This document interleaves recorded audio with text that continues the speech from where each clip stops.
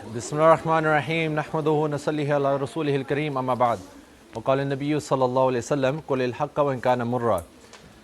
Ironically enough, funnily enough, strangely enough, today's khutbah is about telling the truth.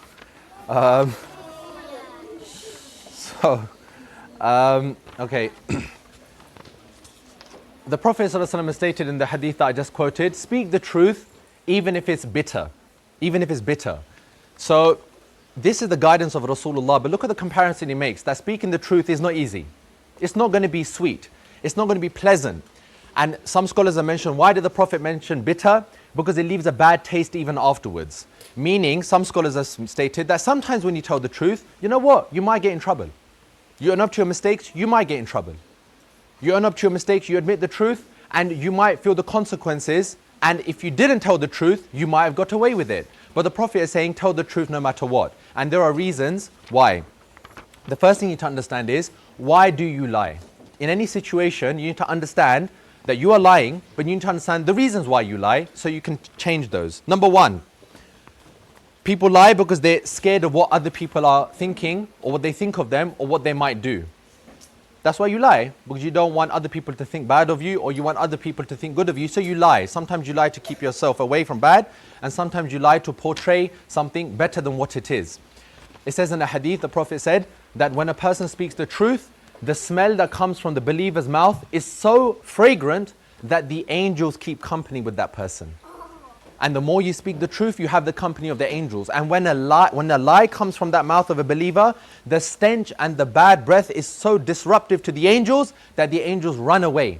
And they keep the other angels away from such a person as well. So telling the truth gets you the companionship and the company of the angels. You want to get something. People lie because they want to attain some sort of worldly benefit. They want something, they lie, they say it's mine. You know, this happens all the time in the playground. So they want some worldly benefit. The Prophet ﷺ is guaranteed, the person that doesn't lie, even in something like making jokes, even in something like making a joke, you know, you make a joke, there was a person, he went there, it's a lie. But if a person who's so habitual of telling the truth stays away from lying, even when making jokes, the Prophet has guaranteed, he said, رَبَضًا فِي الْجَيْدِ الْبَيْتُ فِي رَبَضِ الْجَنَّةِ. I guarantee for that person a house in the middle of Jannah. A house in the middle of Jannah. Whatever benefit you might get from this life in lying, can it be better than telling the truth and getting a house in Jannah? Your own personal property? That's what Rasulullah has guaranteed for the person that doesn't lie. And is to avoid punishment. This happens a lot of the time in school when you haven't done your homework, or there's some sort of something disruptive or bad that's happened in school, you want to avoid punishment. Well, Allah states in the Quran that Allah's curse, la'natullahi alal kadhibin. Allah's curse is upon the lying people.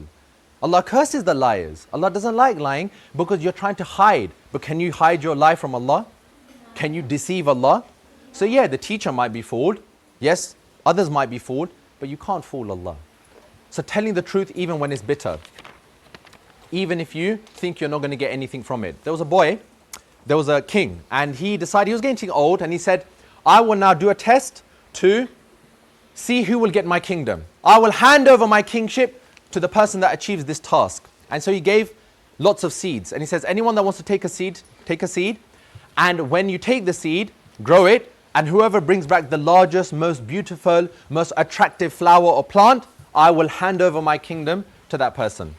So whoever brings back the plant that's seeded and grown out, I will give my kingdom to that person. So many thousands of people came and they brought seeds. And they were very happy that there was a chance for them to attain the king's kingship. So they all went, 2-3 weeks went by. But there was this one young boy. His name was Jannah. And he took the seed. And when he went home, this is his story. He put the seed in water. He nurtured it, cared for it, left it in the sun.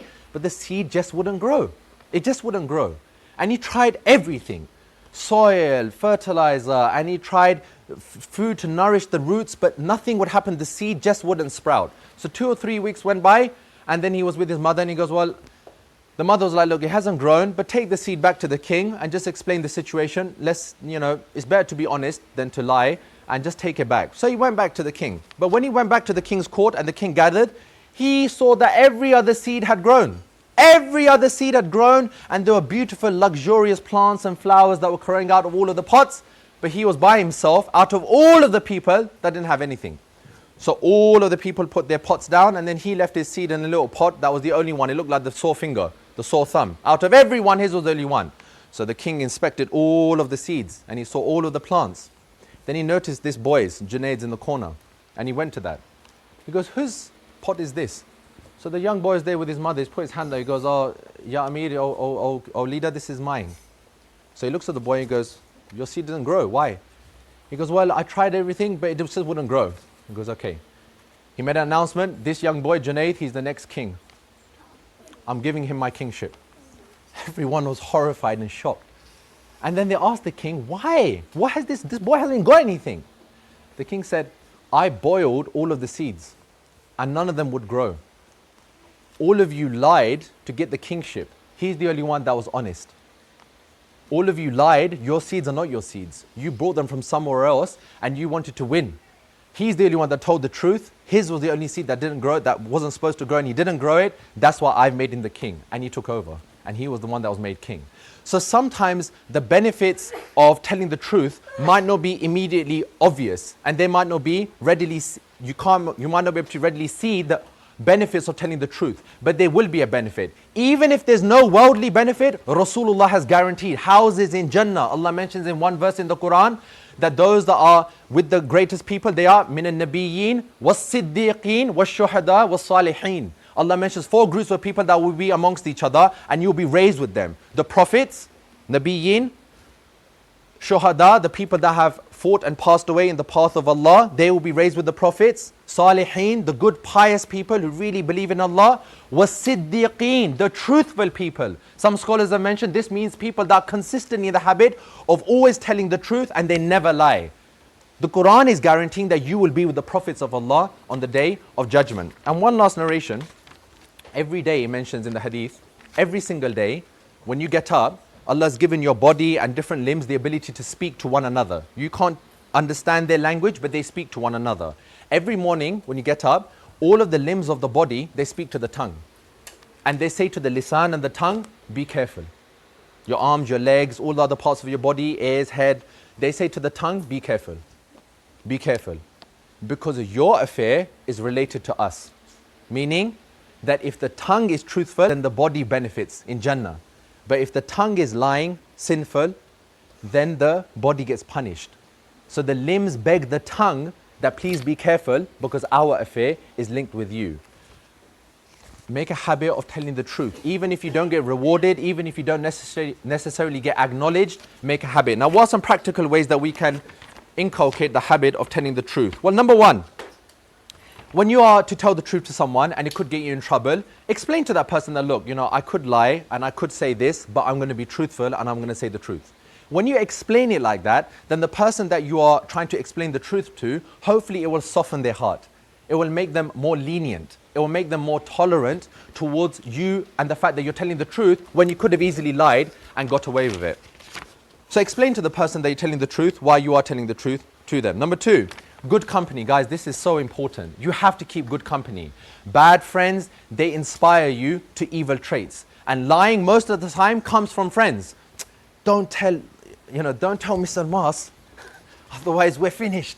Just lie, it'll be easier. No, guys, trust me, even if you are to be punished, trust me, the harms are much more. And bad friends are usually the ones that inspire to lie and to get away from the crime. But you can't get away with it, not with Allah.